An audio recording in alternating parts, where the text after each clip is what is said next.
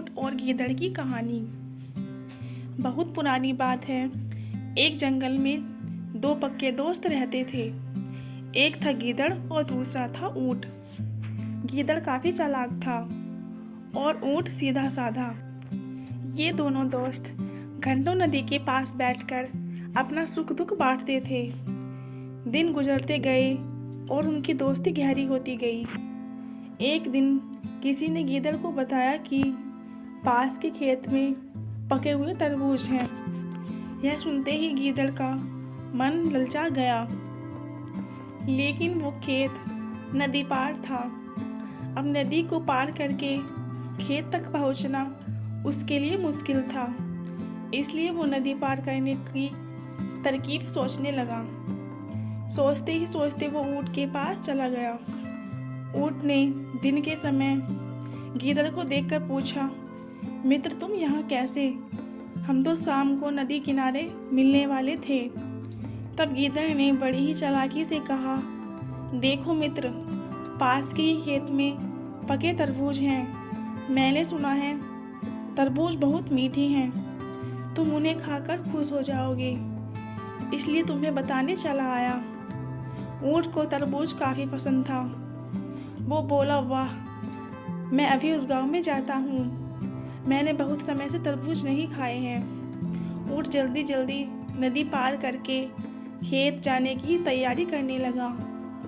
तभी गीदड़ ने कहा, दोस्त, तरबूज मुझे भी अच्छे लगते हैं, लेकिन मुझे तैरना नहीं आता।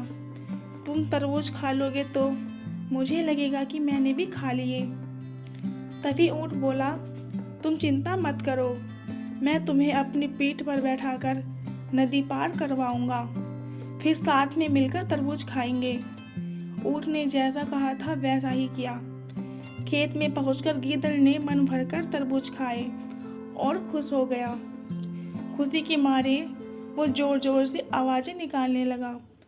तभी ऊंट ने कहा, तुम शोर मत मचाओ, लेकिन वो नहीं माना।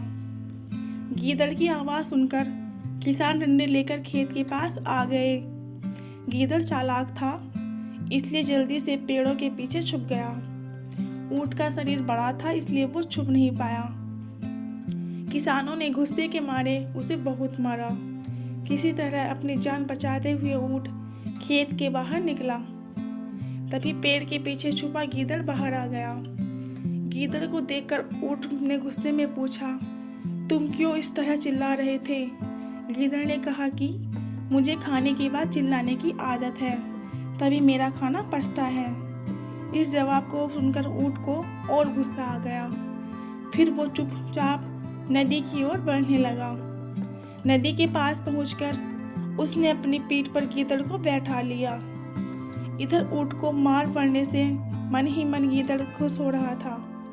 उधर नदी के बीच में पहुंचकर ऊंट ने नदी में डुबकी लगानी शुरू कर दी। गीदड़ डर गया और बोलने लगा, यह क्या कर रहे हो? गुस्से में ऊंट ने कहा, मुझे कुछ खाने के बाद उसे हजम करने के लिए नदी में डुबकी मारनी पड़ती है। गीदड़ को समझ आ गया कि ऊंट उसके किए का बदला ले रहा है। बहुत मुश्किल से गीदड़ पानी से अपनी जान बचाकर नदी किनारे पहुंचा। उस दिन के बाद से गीदड़ ने कभी भी ऊंट को परेशान करने की हिम्मत नहीं की। कहानी से सीख। ऊंट और गीदड़ की कहानी से यह सीख मिलती है कि चालाकी नहीं करनी चाहिए। अपनी करनी पर खुद भारी पड़ जाती है। जो जैसा करता है उसे वैसा ही भरना होता है।